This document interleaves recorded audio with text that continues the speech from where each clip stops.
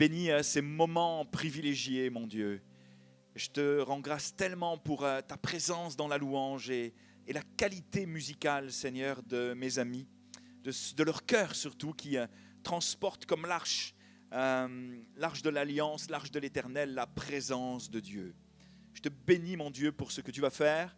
Je te prie que tu ouvres l'intelligence de mes amis ce soir, que tu ouvres l'esprit de mes amis, que tu nous donnes de comprendre ta parole de manière différente ce soir, et qu'en sortant de ce lieu, nous puissions nous dire « Waouh, merci Seigneur parce que j'ai compris quelque chose de nouveau, j'ai acquis quelque chose de nouveau.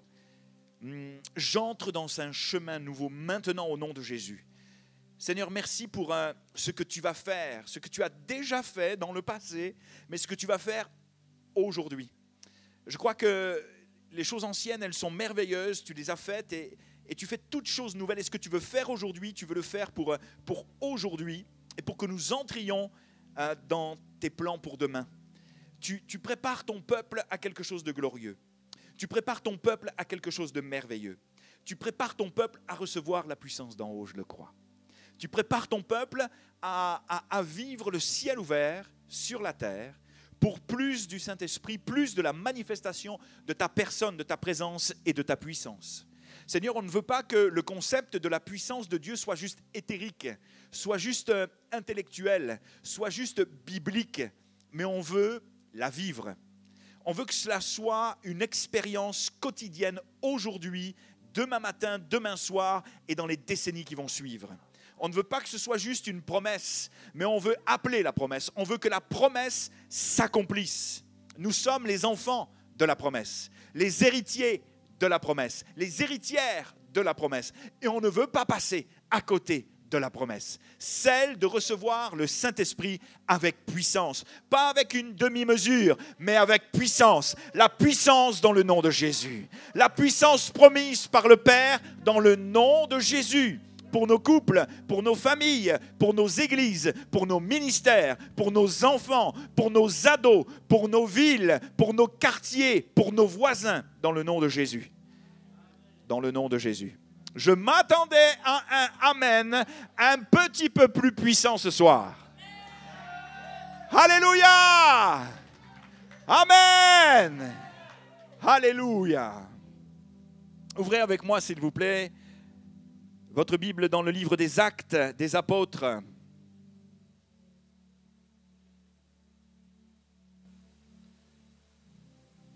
Le livre des Actes des Apôtres à partir du verset 1. Chapitre 1, pardon. Chapitre 1, verset 4. On va commencer au verset 4. Vous connaissez toutes et tous ce passage et dernièrement, je le lisais, je le méditais, je le ruminais, je l'imaginais. Et le Seigneur m'a parlé d'une manière assez particulière, d'abord pour moi, mais ensuite pour l'Église. Et ce qui est merveilleux, c'est que j'arrive à comme comprendre certains passages et certains contextes en me projetant, en m'imaginant eh bien, dans le texte, dans le contexte. Et j'essaye de me mettre eh bien, de temps en temps dans la peau des protagonistes pour ressentir même ce qu'ils ont pu vivre du temps de Jésus. Et je voudrais eh bien, vous communiquer ce que j'ai reçu ce soir, notamment pour vous. Comme il se trouvait avec eux, à partir du verset 4, il leur recommanda de ne pas s'éloigner de Jérusalem, mais d'attendre ce que le Père avait promis. Ce que je vous ai annoncé, leur dit-il, car Jean a baptisé d'eau, mais vous, dans peu de jours, vous serez baptisés du Saint-Esprit. Alors les apôtres réunis lui demandèrent, « Seigneur, est-ce en ce temps que tu rétabliras le royaume d'Israël ?» Il leur répondit, « Ce n'est pas à vous de connaître les temps et les moments que le Père a fixés de sa propre autorité, mais vous recevrez une puissance. Le Saint-Esprit survenant sur vous, et vous serez mes témoins à Jérusalem, dans toute la Judée, dans la Samarie et jusqu'aux extrémités de la terre. Amen. » Un autre passage qui me touche beaucoup, c'est celui de Luc 24. Alors ça, c'est ce qui n'est pas pratique quand on a juste un micro, mais ce n'est pas grave.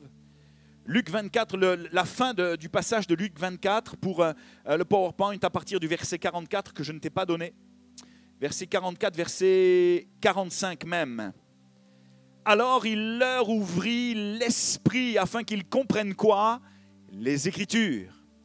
Et il leur dit ainsi, il est écrit que le Christ souffrirait et qu'il ressusciterait des morts le 3e jour et que la repentance et le pardon des péchés seraient prêchés en son nom à toutes les nations, à commencer par Jérusalem.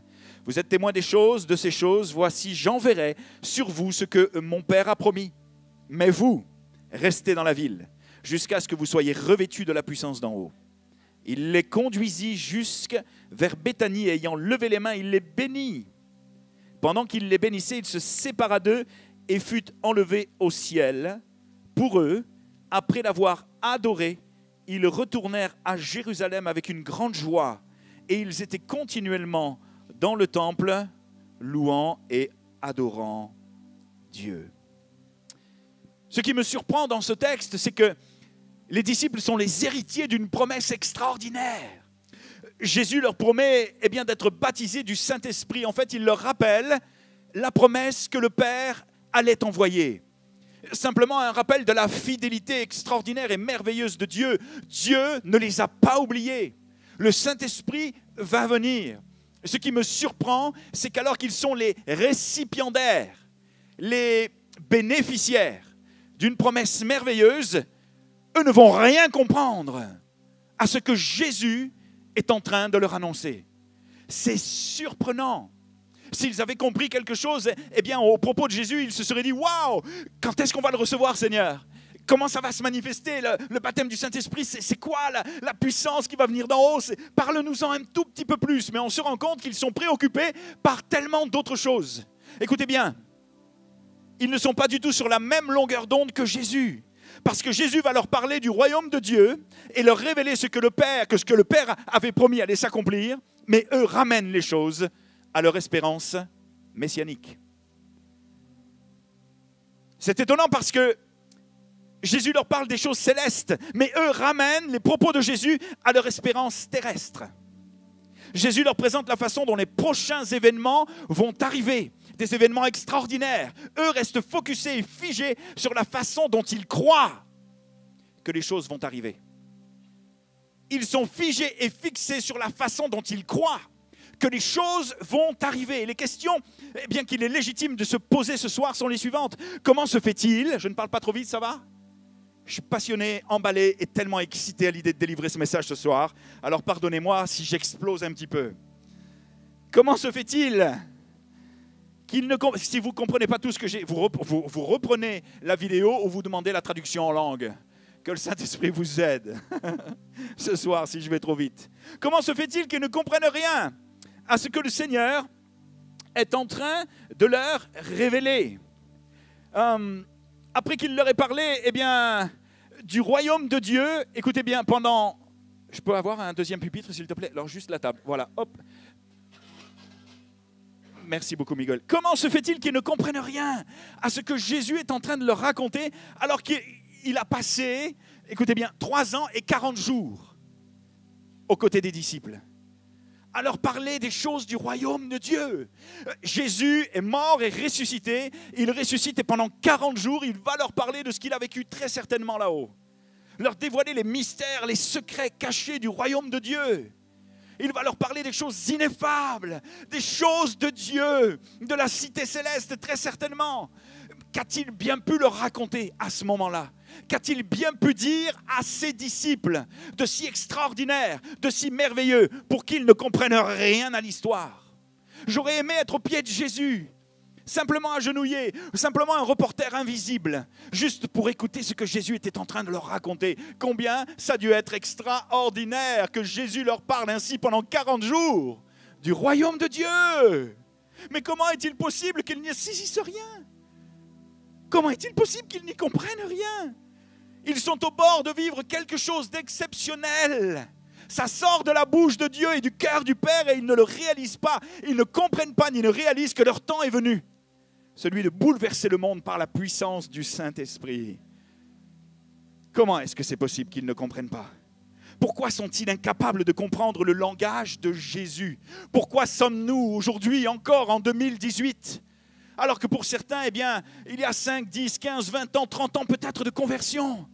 Pourquoi aujourd'hui en 2018, nous sommes aussi parfois tellement incapables de comprendre le langage de Jésus? Pourquoi est-ce que nous ne sommes pas capables parfois de discerner sa présence, d'entendre le son de sa voix, de savoir interpréter les songes, les rêves, les images qu'il met dans nos cœurs et dans nos vies, la façon dont il nous parle? Ce n'est pas juste un problème qui a touché les disciples de l'époque, mais c'est un problème aussi contemporain, générationnel. En ce que Jean 8,43 nous dit ceci, et c'est Jésus qui parle: pourquoi ne comprenez-vous pas mon langage? Hey! Pourquoi ne comprenez-vous pas mon langage? Pas le mien, mais celui du Saint-Esprit, celui de Jésus. Et Jésus va leur poser une question à la foule et aux religieux et va répondre à cette même question. C'est un monologue pratiquement. Il répondra: parce que vous ne pouvez écouter ma parole. Je ne parle pas de la parole écrite. Jésus ne parle pas de la parole écrite. Il parle de la parole prononcée, du réma, de la révélation, de la présentation, de l'évangile, de tout ce qui concerne le royaume de Dieu. Waouh! Pourquoi n'êtes-vous pas capable de comprendre? Parce que vous ne savez pas écouter. Vous n'écoutez pas. Vous n'entendez que ce que vous voulez entendre, selon vos propres conceptions, selon la façon dont vous croyez que Dieu va agir. Vous êtes plein de formatage, c'est ce qu'il est en train de dire aux religieux. Vous êtes plein d'esprits religieux de rapine. Ce n'est pas ce que le Saint-Esprit vous dit aujourd'hui, bien sûr, avec tendresse et avec respect. Mais vous êtes parfois mélangés dans votre connexion à Dieu, dans votre façon d'écouter, dans votre façon d'entendre. C'est pour cela que vous n'êtes pas capable d'interpréter. C'est pour cela que vous n'êtes pas capable d'entendre. C'est pour cela que vous n'êtes pas capable de comprendre. Et ce qu'il faut comprendre, justement, dans ce verset, c'est que Jésus s'adresse à la foule et aux religieux de l'époque. Les pharisiens, en fait, ne pouvaient pas comprendre les paroles de Jésus, tant ils avaient une vision radicalement opposée et différente du plan de Dieu quant à la façon dont le Messie devait intervenir. Le peuple d'Israël, dans sa globalité, écoutez, c'est important, était dans l'attente du Messie conquérant qui allait chasser les Romains hors du pays et ramener le peuple à l'adoration au vrai Dieu, à l'obéissance au commandement de la Torah. C'est cela qu'ils attendaient du Messie. Le Messie devait avoir toutes sortes de critères. Et si les prétendants au Messie de l'époque ne correspondaient pas à certains des critères, ils étaient mis de côté. Et Jésus ne correspondait quasiment à aucun critère messianique. Et pourtant, il était le Fils venu de Dieu pour la libération d'Israël. Jésus est d'abord venu sauver les brebis perdues de la maison d'Israël. Et c'est à Jérusalem qu'il va manifester la puissance de son ministère en faisant quelque chose qui va dépasser et déconcerter les religieux de l'époque. Mourir sur une croix, ce qui est un signe de malédiction pour l'époque. Qu'un juif meure sur une croix. Ce n'était pas possible que ce Messie souffrant soit le libérateur d'Israël. C'était inconcevable. D'après la tradition orale et écrite de la façon dont les écrits, les prophéties étaient interprétées et de la façon dont ils croyaient que le Messie allait venir. Vous me comprenez ce soir? Il y a juste deux conceptions différentes. Ils sont ancrés dans une religiosité qui les empêche d'imaginer, de croire et d'espérer en Jésus. Et ce courant de pensée était partagé par la majorité du peuple de l'époque. Et c'est pourquoi, écoutez-moi bien, je réponds aux différentes questions que je vous ai posées en début de message. Et là, je parle à nouveau des disciples, ce qui les empêchait d'être sur la même longueur d'onde que Jésus et de comprendre son langage, celui du royaume de Dieu.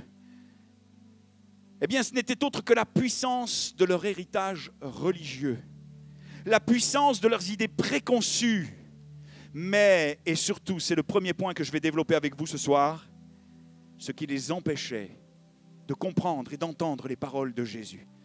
Alors qu'il va leur annoncer de merveilleuses promesses et qu'eux vont ramener les choses à leur espérance messianique, à leur espérance terrestre, à la façon dont Jésus va rétablir le royaume de Dieu.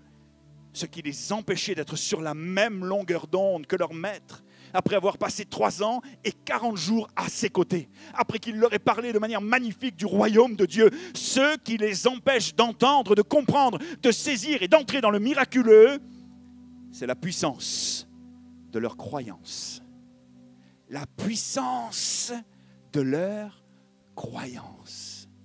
Vous me direz, mais qu'est-ce que cela signifie, la puissance de leur croyance? Je voudrais définir avec vous, si vous êtes toujours avec moi, ce qu'est une croyance. Écoutez bien, c'est tellement, tellement, tellement subtil et tellement important pour votre libération ce soir.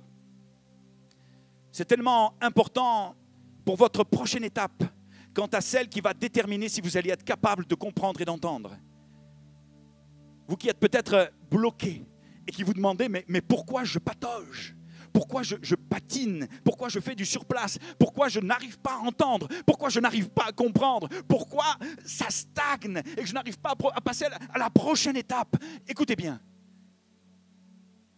Une croyance, c'est dans un sens général un processus mental forgé par le temps et fondé sur un système de pensée qui, s'imbriquant tel un puzzle, écoutez bien, s'imbriquant tel un puzzle, détermine notre lecture de la vie et nos certitudes. Un processus mental forgé par le temps, qui s'érige comme des forteresses, s'imbrique tel un puzzle et détermine notre lecture de la vie et forge nos certitudes. Ces croyances et ce puzzle, c'est ce système de pensée qui s'érige en nous, qui se bâtit en nous au fur et à mesure des années, depuis notre tendre enfance jusqu'à aujourd'hui, s'enracine au travers de notre éducation, au travers de nos valeurs familiales, au travers de notre culture, au travers de nos expériences, au travers de ce que l'on entend également à l'Église. Ces croyances, écoutez bien, vous êtes toujours avec moi? Dessinent et construisent notre carte du monde, déterminent notre manière de voir, organisent notre interprétation de la réalité et nous orientent dans nos prises de décision en fonction de ce qui nous semble vrai ou faux, bien ou mal, juste ou injuste, imaginaire ou réel. Et si je veux résumer, vous reprendrez la vidéo si vous avez envie, peut-être de vous forger une meilleure idée, que cela rentre mieux dans votre cœur et dans votre esprit. Si je veux résumer ce qu'est une croyance, je dirais que c'est une certitude ou une conviction que l'on a érigée en vérité. Et il y a plusieurs sortes de croyances. Maintenant que je parle de cela, cela commence à cogiter peut-être, n'est-ce pas? Tiens, quelle sorte de croyances? Les croyances, populaires. Il y a une croyance populaire absolument incroyable et tellement stupide. En Belgique, imaginez, de croire, et c'est une croyance qui est ancrée dans la plupart du peuple belge, dans la plupart de ceux vraiment qui sont fervents dans ce domaine-là. Mais c'est ridicule. Croire que la Belgique va battre la France lors du prochain Coupe du Monde. Ça c'est vrai. C'est une croyance basée sur une certitude qui n'est absolument pas fondée. Pardon les amis, je ne voulais pas vous offenser. Par contre, si tu viens en Belgique et que tu crois avant de venir en Belgique que les frites sont délicieuses, ça c'est une bonne croyance, n'est-ce pas? Et quand je viens en Belgique, je ne peux pas m'empêcher de manger 2-3 fois de bonnes frites. Et puis je teste un petit peu les friteries selon la graisse qu'ils mettent dedans. Super spirituel ce que je vous amène là maintenant, n'est-ce pas?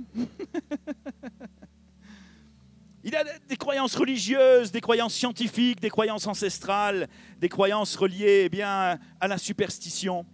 Par exemple, je crois que la Terre est plate. Pas moi, mais certaines personnes le croient aujourd'hui. Il y a une croyance qui veut que, ce n'est pas absolument pas prouvé par des faits scientifiques, mais que la Terre est plate.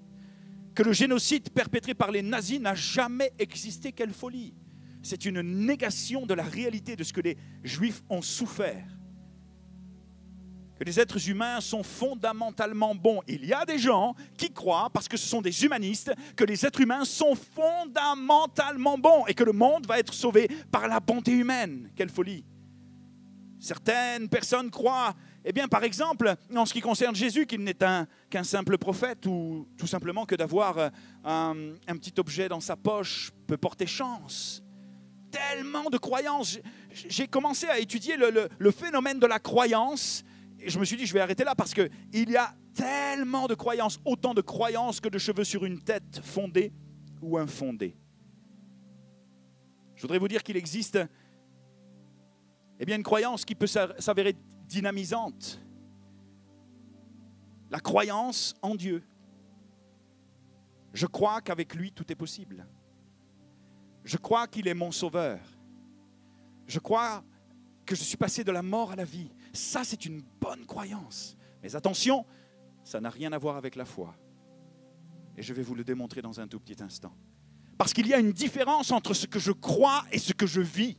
Une différence entre les croyances dans lesquelles je suis ancré de génération en génération et qui m'ont été transmises et ce que je saisis et ce que je vis par la foi. La foi n'est pas la croyance. Mais je remarque que dans l'Église, il y a bien souvent toutes sortes de croyances qui peuvent s'avérer être un frein à notre épanouissement spirituel et personnel. Une croyance qui peut nous empêcher d'entendre et de comprendre les paroles de Jésus à l'image de nos disciples. Une croyance qui peut paralyser justement notre foi, notre progression en Dieu, notre avancement spirituel et nous empêcher d'entrer dans notre destinée. Je veux parler de la croyance qui nous limite. La croyance limitante, la croyance qui limite Dieu et qui me limite. Le temps des miracles, le temps des prophéties, le temps des signes, le temps des prodiges est passé. Ça s'est arrêté avec les derniers apôtres. Quelle folie que d'enseigner ces choses encore dans l'Église, pardonnez-moi, avec respect, avec amour pour les églises qui enseignent ce genre de choses. C'est priver le peuple de Dieu de ce que Dieu a prévu pour son Église, de l'héritage auquel ils ont droit. C'est amener sur un peuple, sur le peuple de Dieu qui entend ces choses et qui y croit. Avec cette croyance qui s'érige en tant que forteresse dans des discussions avec des amis qui me prouvent par A plus B dans les Écritures que les prophéties ont cessé, que les dons en langue ont cessé et que même parfois le parler en langue est diabolique. Quelle folie! La croyance peut nous limiter. Ce genre de croyance peut nous empêcher, peut nous voler notre héritage, peut nous empêcher d'entrer dans notre prochaine étape et dans notre destinée. La croyance qui limite Dieu et la croyance qui me limite. Si Dieu existait, peut-être pour vous qui venez pour la première fois et qui avez ce genre de raisonnement en tête comme une personne de mon entourage que je connais très bien, si Dieu existait, il n'y aurait pas autant de malheurs. Les petits-enfants qui n'ont rien demandé ne mourraient pas sans que Dieu n'intervienne. Quelle croyance populaire, quelle folie qui limite Dieu et qui l'empêche de voir tel que lui est, mais tel que nous sommes aussi responsables de notre destinée sur terre, de nos actes et de ce que nous faisons ou pas. Une autre croyance dans l'Église, chez beaucoup de chrétiens qui s'érigent en forteresse, si je suis dans cette situation, c'est parce que Dieu me punit. Quelle folie! Je limite Dieu et je me limite. Une croyance limitante, tellement paralysante. Je veux dire, il m'a juste sauvé, je suis la dernière brebis du troupeau et je ne mérite rien parce que je ne suis pas aimable. Je suis un pauvre pécheur, je n'arrive pas à avancer, je suis nul, j'y arriverai jamais, il n'y a rien qui est possible. Si je suis dans la disette financière, c'est de ma faute. Si mon couple ne va pas, c'est de ma faute. Si ça n'avance pas dans l'Église, c'est de ma faute. Et le diable se sert de cette croyance pour t'empêcher, nous empêcher d'avancer et de saisir la victoire. Je veux le dénoncer ce soir. Au nom de Jésus, je suis trop nul. C'est mon chemin. Chemin de souffrance, chemin de pleurs, chemin de dépression. Dieu ne s'intéresse pas à moi. Il m'a abandonné. Combien de personnes l'ont déjà entendu dans l'Église? Ah oui, quelle folie, quelle croyance erronée. Une certitude basée sur une fausseté. Or, tu connaîtras que Jésus est le chemin, la vérité et la vie. La vérité t'affranchira. Et ce soir, je prie que la vérité t'affranchisse. Je prie que tu entendes, au-delà de tes certitudes, au-delà de tes convictions, au-delà de tes croyances erronées, limitantes. Je prie que tu entendes cette vérité, qu'elle pénètre le fin fond de ton cœur et que le Saint-Esprit, comme Jésus l'a fait avec ses disciples, ouvre ton esprit et que tu aies une révélation claire et fraîche de sa parole. Sa parole qui libère, sa parole qui transforme, sa parole qui te dit qui tu es vraiment, qui il est, ce qu'il a fait pour toi. combien il est vivant, ressuscité, combien il a souffert sur la croix pour toi et tu aurais été la seule personne sur terre pour laquelle Dieu aurait envoyé son Fils, il serait venu et il serait mort pour toi. Parce que tu en vaux la peine, parce que tu es beau, parce que tu es belle, parce que tu as de la valeur, parce que tu es l'être le plus fabuleux quand on y pense dans sa globalité, qu'il est créé et qu'il veut près de lui pour l'éternité. Ce qu'il faut comprendre, c'est que la majorité de nos croyances, à moins qu'elles ne soient doctrinales, comme celle qui veut que je crois que Jésus est mort pour mes péchés, mais qu'il est ressuscité, on en parlait tout à l'heure. Ça, c'est une bonne croyance, il n'y a pas de problème avec ça. Mais la majorité de nos croyances semblent, s'assimiler à la foi. Je voudrais vous dire que nos disciples, et je reviens quelques instants à ce qu'ils ont vécu, ne sont pas dans la foi du tout. S'ils avaient été dans la foi, ils auraient été dans l'attente et dans l'espérance de la promesse. Là, attends, par la foi, ne sachant pas comment Dieu allait intervenir. Mais ils sont dans leur croyance, ancrés dans leur croyance, limitant Dieu et se limitant eux-mêmes. Jésus leur annonce qu'ils vont recevoir le Saint-Esprit et eux ramènent les choses à la libération d'Israël. Combien de croyants et de croyantes dans l'Église, et je veux le présenter avec tendresse aussi, sont préoccupés bien plus par les signes de la fin des temps. Ils en connaissent plus sur les choses secrètes, cachées, les manigances qui se passent dans ce monde. Alors que Jésus va dire aux disciples, ce n'est pas à vous de connaître l'heure et le temps que le Père a fixé de sa propre autorité. Nous sommes toujours en train de regarder au ciel. On n'a pas les yeux fixés sur Jésus à ce moment-là. On a les yeux refixés au ciel pour tout simplement essayer de voir si les signes correspondent, pour voir si nous sommes dans la fin des temps. Des hommes et des femmes ont écrit des livres absolument incroyables sur les signes de la fin des temps. Ils ont gagné tellement d'argent. Et beaucoup de croyants se sont retrouvés déçus parce que leur focus était mal centré. Je voudrais te proposer de focuser sur Jésus-Christ ce soir. Je voudrais te proposer de fixer les yeux sur Jésus. Et les disciples, lorsque Jésus va leur être enlevé, vont avoir les yeux fixés au ciel. Je n'ai pas lu le passage, mais vous le lirez dans la suite des actes. Et ce que Jésus leur propose, c'est de garder les yeux fixés sur lui, sur la promesse. Mais eux ont les yeux fixés sur leur croyance. Je voudrais te dire que la croyance n'est pas la foi. La foi n'est pas la croyance. La croyance limitante dans ta vie, dans l'Église et dans la Bible nous empêche d'avancer. Alors que la foi nous propulse dans sa volonté. Cela n'a rien à voir. Je voudrais te proposer de mettre sur l'autel de la vérité ce que tu crois. Est-ce que ce que tu crois t'empêche ? Est-ce que ce que tu crois est vrai? Est-ce que ce que tu crois suscite la foi? Ou te paralyse, comme les disciples, au point que tu n'es pas capable d'entendre ni de comprendre le sens des paroles prophétiques que tu as reçues, le sens des promesses que tu as reçues, la façon dont Dieu te parle tous les jours, mais tu n'entends pas. Parce que ce que tu crois n'est pas en adéquation avec la foi que Jésus veut te faire vivre, avec la foi dans laquelle il veut te faire entrer. Parce que la croyance limitante nous montre toutes les impossibilités. Ah ça, il n'y a pas de problème pour cela avec la croyance limitante, alors que la foi nous donne d'entrer dans les possibilités. Oh, je m'attendais à un amen un petit peu plus vif.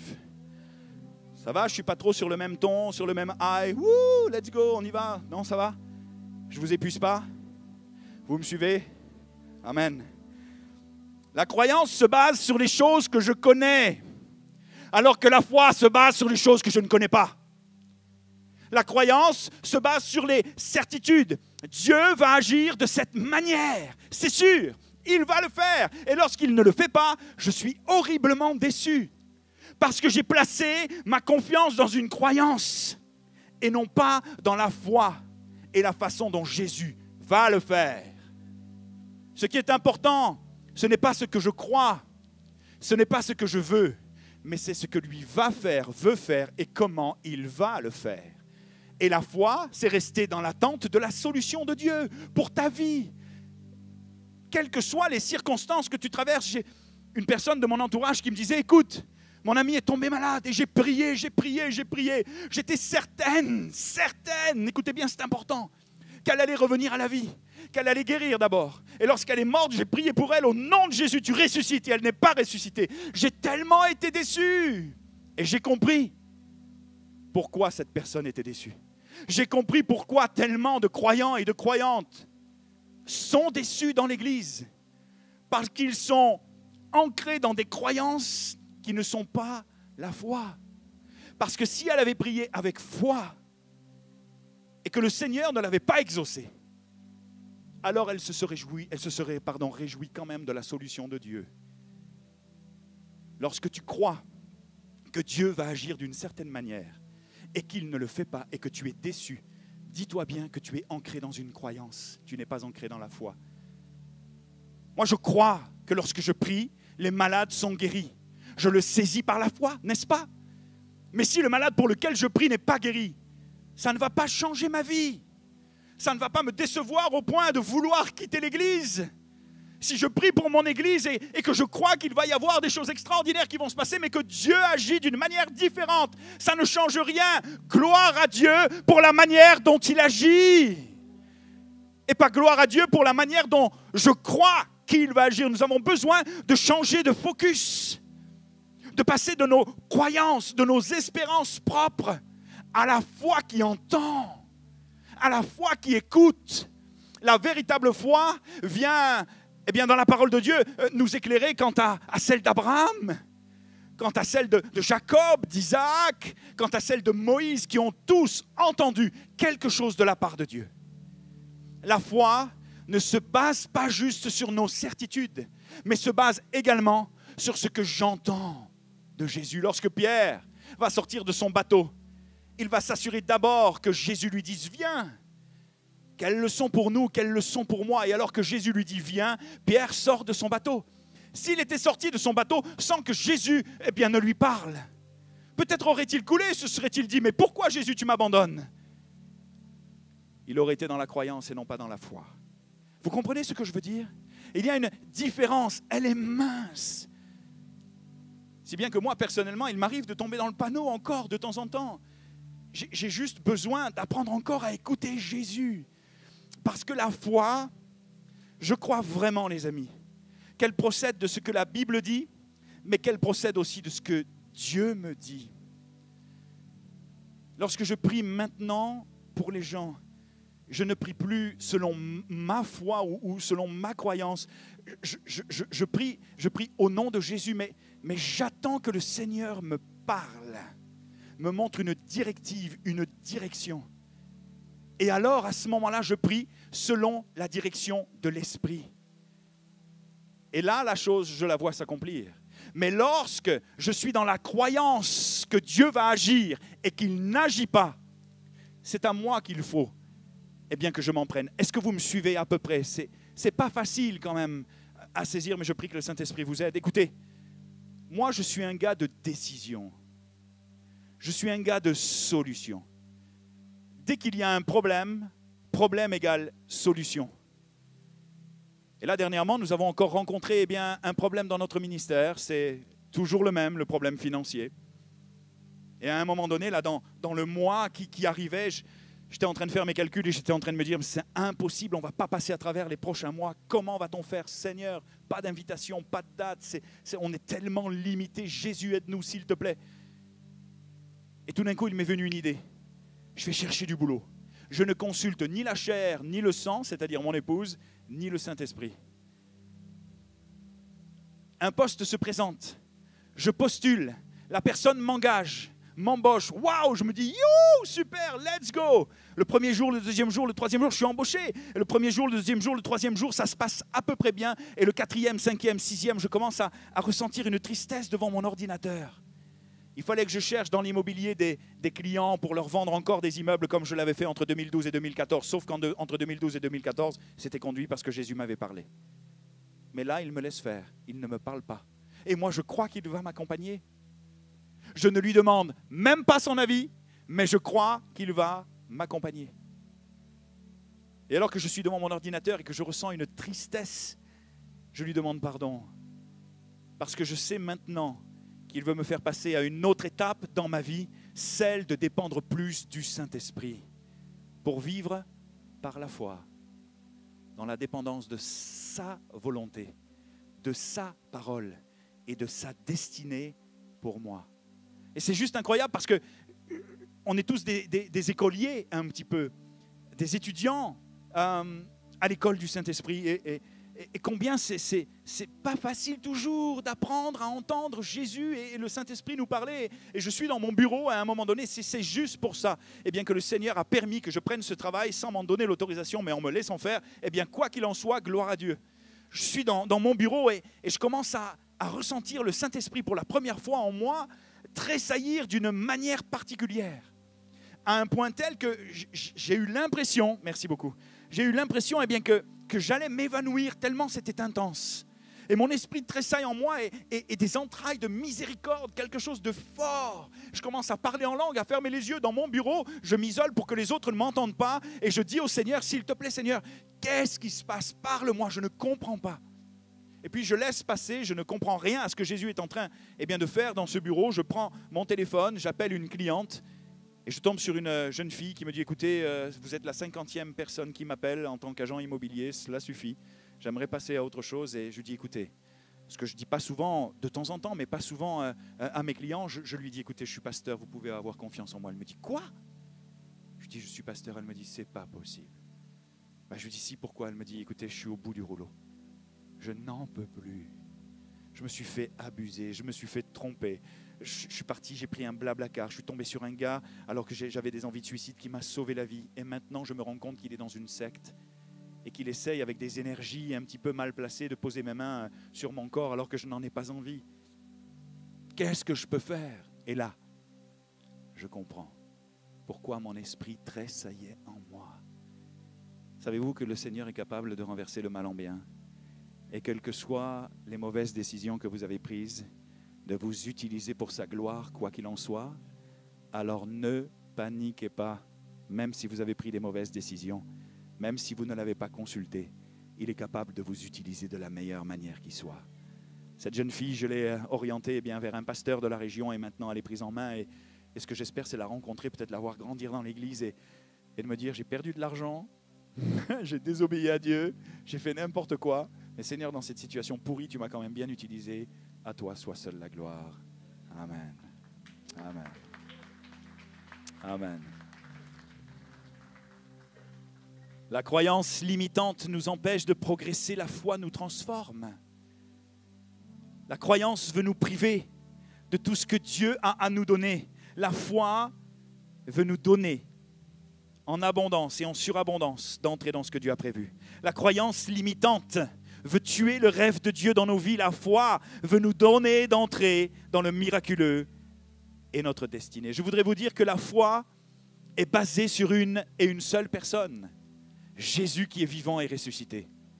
La foi ne se base pas sur mes croyances. La foi se base sur celui qui est le rémunérateur de ma foi.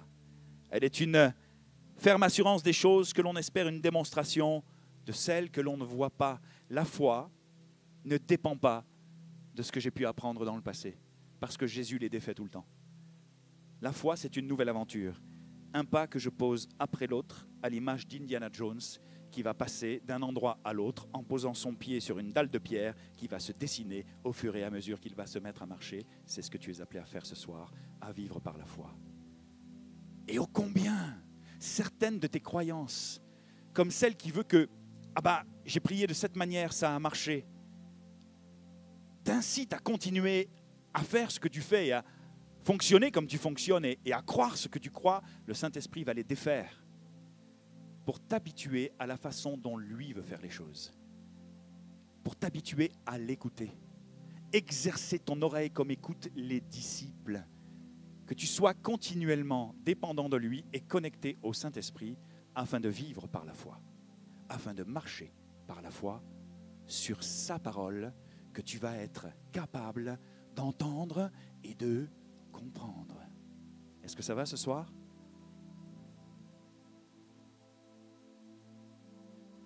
Une démonstration des choses que l'on espère, une ferme assurance des choses que l'on espère, une démonstration des choses que l'on ne voit pas. Si je crois que les disciples sont pris, et je rentre dans la dernière portion de mon message, sont pris par une puissance, celle de la croyance. Je crois qu'ils sont pris dans Luc 24, 13, et pas 16 pour l'instant, Luc 24, 13. Je crois qu'ils sont pris par une autre sorte de puissance dont nous pouvons être pris dans l'Église. Écoutez bien, ce n'est pas toujours spirituel, ce n'est pas toujours diabolique. C'est souvent entre les deux oreilles. Et un jour, je vous l'ai peut-être dit, alors que je jouais au golf avec mon ami Stéphane Guéry et que je m'énervais parce que je n'arrivais pas à taper la balle comme il fallait, je prends le club de golf pour le fracasser en deux contre un arbre. Et là, Steph m'arrête et me dit « Hey Phil, le golf, c'est comme beaucoup d'autres choses. Ça se passe entre les deux oreilles, dans ta manière de voir, dans ta manière de comprendre, dans ta manière d'écouter, dans ta manière de rester focusé. » Suivez-moi dans l'évangile de Luc, chapitre 24 et verset 13. Luc 24, 13, je pense que cela s'affiche déjà, ici même, ce même jour. Luc 24, 13, c'est bien ça? Ce même jour, 2 disciples allaient à un village nommé Emmaüs, éloigné de Jérusalem de 60 stades, et ils s'entretenaient de tout ce qui s'était passé. Pendant qu'ils parlaient et discutaient, Jésus s'approcha et fit route avec eux. Mais leurs yeux étaient empêchés de le reconnaître. Le mot « empêché » dans ce contexte signifie « kratos », pas « kratos ». Vous savez ce que ça veut dire, kratos? Kratos, K-R-A-T-O-S. Et vous savez ce que signifie kratos en grec? Force, puissance. On aurait pu retraduire le verset ainsi. Pendant qu'ils marchaient avec Jésus, ils furent empêchés de le voir parce qu'il y avait une puissance d'aveuglement qui les empêchait de le reconnaître cheminer avec eux. Il faut comprendre le contexte. Jérusalem n'est absolument pas le lieu de la victoire, n'est absolument pas le lieu de la réjouissance, n'est absolument pas le lieu du « Wouh, nous serons plus que vainqueurs ». Pas du tout à ce moment-là. Leur Messie est mort. Leur rêve évanoui. Au Québec, on aurait pu dire que les Romains et les Juifs ont pété la balloune des disciples. C'est le lieu, Jérusalem, à ce moment-là, quand ils cheminent avec Jésus et qu'ils sont empêchés par cette puissance d'aveuglement, de le reconnaître, c'est le lieu de la désillusion totale. À Brignoles, mon pote pasteur aurait dit c'est la lose totale, c'est la déperdition totale, c'est la tristesse. Ils sont gagnés alors que Jésus chemine avec eux, alors qu'ils ont vécu pendant 3 ans avec eux. Imaginez-vous, c'est impossible. Écoute, je te connais. Tu es un beau barbu avec ta casquette, si un jour tu apparais comme ça en esprit même, que tu viens te balader à côté de moi, certainement que je vais te reconnaître. Mais eux ne le reconnaissent pas parce qu'ils sont empêchés. Il y a une autre puissance, autre que celle de la croyance, la puissance de la déception, la puissance de la désillusion. Je ne m'attendais pas du tout à ce que ça se passe ainsi. La puissance de la défaite. Combien de croyants et de croyantes aujourd'hui, en 2018, sont empêchés de le voir à cause de la tristesse dont ils sont touchés, à cause de la tristesse qui les accable. Combien de croyants et de croyantes aujourd'hui, en 2018, peut-être à l'église VVA, mais dans le monde entier, dans nos églises, dans les églises dans lesquelles le Seigneur me donne de prêcher. Combien de croyants et de croyantes, je le constate encore aujourd'hui, sont pris par cette tristesse de la désillusion. Je ne m'attendais pas à ça. Alors que je suis né de nouveau et que je t'ai donné ma vie, Jésus, je ne m'attendais pas à vivre autant de disette, autant de famine, autant de déprime, autant de dépression, autant de combats dans mon couple. Et vous savez pourquoi Jésus va leur dire, dans le livre des Actes, ne vous éloignez pas de Jérusalem. C'est parce qu'ils ont une tendance à la fuite. Jérusalem est le lieu de la persécution pour eux. Ce n'est pas du tout ce qu'ils s'imaginaient. Ce n'est pas le genre d'église, entre guillemets, qu'ils s'imaginaient bâtir, qu'ils s'imaginaient vivre, le genre de vie chrétienne, le genre de vie spirituelle, en suivant le Messie en qui ils ont placé leur confiance pendant 3 ans. Il faut les comprendre. Il y a une puissance d'aveuglement, une puissance qui les empêche de voir la réalité de ce qu'ils doivent voir. C'est pourquoi Jésus va les inviter à ne pas quitter Jérusalem. Et c'est bien plus que cela. Lorsqu'il est dit qu'il leur recommanda, le grec de recommander signifie ordonner. Il leur ordonna de ne pas quitter Jérusalem. Pourquoi? Parce qu'ils avaient une tendance à la fuite. Peut-être comme toi. C'est pourquoi Jésus te dit, ne quitte pas ton Jérusalem. Ne quitte pas ta Jérusalem ce soir. Alors qu'il semble que dans la vie de ton couple, ça soit la catastrophe. Et qu'en tant que croyant ou en tant que croyante, tu ne t'attendais pas, comme moi je l'ai vécu pendant 10 ans, à cette disette sentimentale, cette disette amoureuse, ou pendant 10 ans, pour les personnes qui ne me connaissent pas, mais c'est une redite pour les personnes qui me connaissent, je n'ai pas eu d'intimité avec mon épouse pendant 10 ans. Moi, lorsque je m'engage dans les voies de Dieu et que je lui donne ma vie, je ne m'attends pas à vivre ce que l'on va vivre, je suis déçu. Mais j'aime Jésus, je garde mes yeux fixés sur lui, quoi qu'il en soit avec mon épouse. Et au bout de 10 ans, le Seigneur nous donne de vivre le miraculeux et d'entrer dans les promesses. Mais en attendant, il y avait comme une puissance d'aveuglement, de tristesse, de déception qui m'empêchait non seulement de voir Jésus agir, mais qui m'incitait à quitter mon Jérusalem, ma Jérusalem, le lieu de la promesse. Ne divorce pas. Et même si tu as déjà divorcé, que tu t'es remarié, ne reproduis pas les mêmes erreurs. Parce que voici ce que Jésus est en train de te dire. Tu vas recevoir une puissance.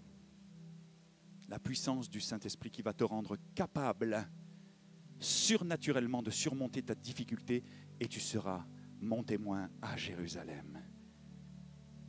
Le témoin de ce que je vais faire. Et aujourd'hui, Jésus a fait de Sandrine et de moi un témoin vivant, 2 témoins vivants de ce qu'il est capable de restaurer, de relever, d'encourager et de fortifier les couples, alors que beaucoup de couples aujourd'hui explosent et volent en éclats. Ne romps pas les liens, ne romps pas ta promesse, mais accroche-toi et garde les yeux fixés sur Jésus, comme Élie et Élisée. Lorsqu'Élie est enlevé d'Élisée, Élie dit à Élisée, garde les yeux fixés sur moi et tu vas recevoir le manteau de la puissance. Élisée va garder les yeux fixés sur Élie. Et alors qu'Élie va monter au ciel, il va recevoir le manteau et s'en charger et vivre quelque chose d'extraordinaire. Alors que les disciples, entre la promesse et l'accomplissement de la promesse, vont rester à Jérusalem, vont se réjouir parce que Jésus va leur ouvrir l'esprit. Ils vont recevoir le manteau de la puissance. S'ils s'étaient éloignés de Jérusalem, jamais ils n'auraient pu être les témoins de Jésus. De la même manière, le Seigneur t'invite à ne pas quitter ta Jérusalem. Ton job, peut-être celui que le Seigneur t'a donné, mais alors qu'on t'insulte, alors qu'on te maltraite, alors qu'on se moque de toi, alors que c'est difficile, tu as une tendance à fuir, à quitter ta Jérusalem, à quitter la terre de ta promesse. Ne quitte pas ton église.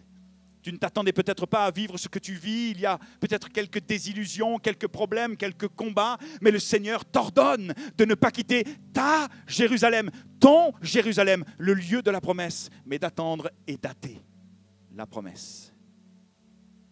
Laisse le Seigneur te justifier. Laisse le Seigneur te relever. Et alors que tu vas le faire, tu vas vivre ce que les disciples ont vécu. Alors que les disciples attendent la promesse, alors qu'ils hâtent la promesse, alors qu'ils étaient dans la désillusion sur le chemin d'Emmaüs et que Jésus va leur ouvrir l'esprit, qu'ils vont comprendre les Écritures et qu'ils vont réaliser eh bien, qu'ils sont les détenteurs d'une promesse extraordinaire. Ils vont retourner à Jérusalem, ils vont louer et adorer Dieu, ils vont mettre un temps de pause sur ce qu'ils croyaient pour se focusser sur les promesses de Dieu. Et alors qu'ils vont le vivre à un temps marqué, à un temps donné, on s'aperçoit qu'ils vont eux aussi vivre leur Pâques, leur passage de la mort à la vie, leur passage de la désillusion à la joie. Les disciples vont véritablement vivre eh bien, ce temps de timidité, ce temps de solitude, ce temps de désolation, mais ils vont passer de ce temps-là au temps de la puissance et de la témérité, de la puissance du doute à la puissance de la foi, de la puissance de la tristesse à la puissance de la joie, de la puissance de la défaite à la puissance de la victoire. Ils vont passer du misérabilisme au miraculeux. Je vous parle d'un Dieu ce soir qui est capable de transformer ta vie, qui est capable de te faire passer de l'échec à la victoire, de la croyance à la foi, de l'empêchement, de la puissance, de la désillusion, de la déception, à la puissance de la joie dans le nom de Jésus. Ne quitte pas ton Jérusalem, ne quitte pas ta Jérusalem, le lieu où le Seigneur t'a planté comme un arbre fruitier qui est destiné à porter du fruit. Et alors que tu croyais que les choses allaient se passer d'une certaine manière et que tu es dans la désillusion et que tu es dans la défaite et que tu es dans la tristesse, lève les yeux au ciel et fixe-les sur Jésus. Non pas sur ce que tu crois que Dieu devrait faire, mais dans l'attente de ce qu'il va faire, comme il souhaite le faire, te réjouissant déjà, appelant les choses qui ne sont pas comme si elles étaient, te comportant dans ton mental, dans ta foi, dans tes convictions, comme si ce que tu espères et que Dieu t'a promis allait s'accomplir, parce que ça va s'accomplir. Mais tu recevras une puissance, le Saint-Esprit survenant sur toi, et tu seras un témoin ici à Soigny. Et tu seras un témoin ensuite dans une autre ville de Belgique, en Flandre. Ce n'est pas la Samarie, hein, mais on sent que ça va trop fort entre les Flandres et les Flandrais, les Flamands. Hein. Et les Wallonnais, et les Wallonies, les Wallons. Je vous laisse avec ceci.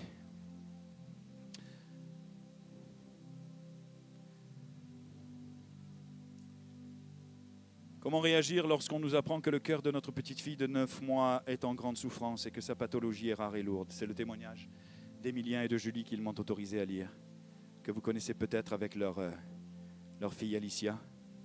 Comment se comporter avec elle quand on vous dit que son avenir n'est pas certain et que tout peut basculer d'un moment à l'autre? Difficile de se battre quand on est touché en plein cœur.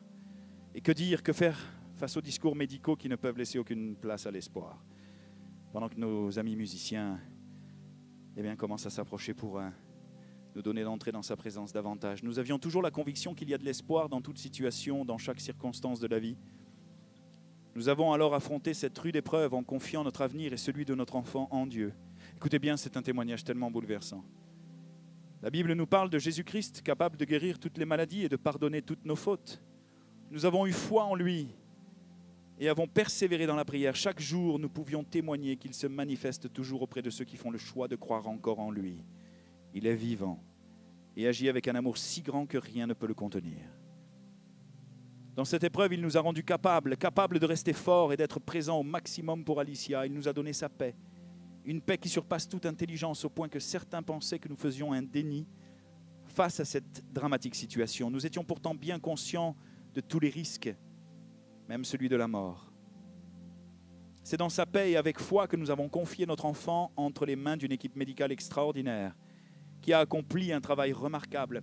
Malgré nos doutes et nos craintes, malgré un parcours périlleux et éprouvant aux soins intensifs, nous avons pu voir que quoi qu'il arrive, quand on laisse Dieu agir, il reste au contrôle.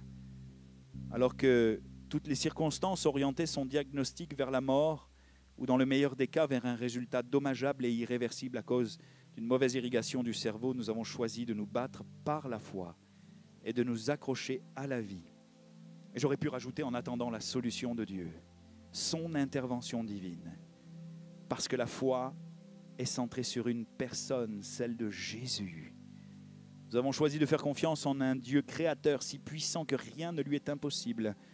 Nous avons choisi de croire en celui qui fait battre un cœur plutôt que de nous limiter à tout ce qui pouvait l'arrêter. Nous ne voulions pas sombrer dans le découragement et dans l'abandon. Le miracle est réel, il est perceptible. Il s'est manifesté à travers chaque situation et circonstance qu'Alicia et nous-mêmes avons traversées. Une pensée, une action, un geste, un mot, un regard, un sourire, une présence. Chacun devient acteur du miracle lorsque Dieu veut agir et se manifester avec amour et puissance. D'un simple service au geste chirurgical le plus complexe, Dieu utilise qui il veut, où il veut, et parfois même sans que nous le sachions. Nous ne saurons, pour terminer, écrivent-ils, peut-être jamais tout ce qui a pu se passer ou se produire autour d'Alicia lors de sa prise en charge et lors de chaque intervention qui furent lourdes. Nous ne saurons jamais ce qu'elle a pu vivre pendant son long sommeil, mais ce dont nous sommes certains, c'est qu'il y avait la vie en elle, celle d'un Dieu vivant, puissant et aimant. Ne quitte pas ton Jérusalem ce soir. Ne quitte pas ton Jérusalem ce soir. accroche-toi, bats-toi, levons-nous pendant quelques instants et adorons-le. Et laissons-le nous remplir de ses certitudes à lui. Alléluia. Laissons-lui le soin de nous remplir de sa paix. Laissons-lui le soin de relever notre tête pour que nous fixions notre foi dans les yeux de Jésus. Laissons-lui le soin ce soir. Levons-nous tous ensemble. Oh, ceux qui ne veulent pas se lever, il n'y a pas de jugement, pas de condamnation, non. Sentez-vous très très à l'aise même. Vous n'avez pas envie de vous lever, je respecte, mais peut-être en signe juste d'adoration pour lui dire merci. Avec un vœu ce soir, aide-moi Jésus à ne pas quitter mon Jérusalem, ma Jérusalem. Le lieu où tu m'as placé en signe de bénédiction. Afin que je ne m'éloigne pas de ta promesse, de tes promesses, parce que la promesse vient et elle va s'accomplir. Vous recevrez une puissance, le Saint-Esprit survenant sur vous. Je prie que des hommes et des femmes ce soir passent de la désillusion à la joie en toi au nom de Jésus. Passe de la croyance à la foi, alors qu'ils s'attendaient peut-être à vivre autre chose et qu'ils sont en plein combat et que c'est difficile et que c'est terrible, comme peut-être cette maladie qu'a vécue Alicia et qui aujourd'hui a 3 ans et qu'il y a la vie en elle et qu'elle est pleine de la joie de vivre de Dieu, pétillante. Je prie que des hommes et des femmes ce soir soient encouragés et saisissent par la foi l'essence de ce message, même si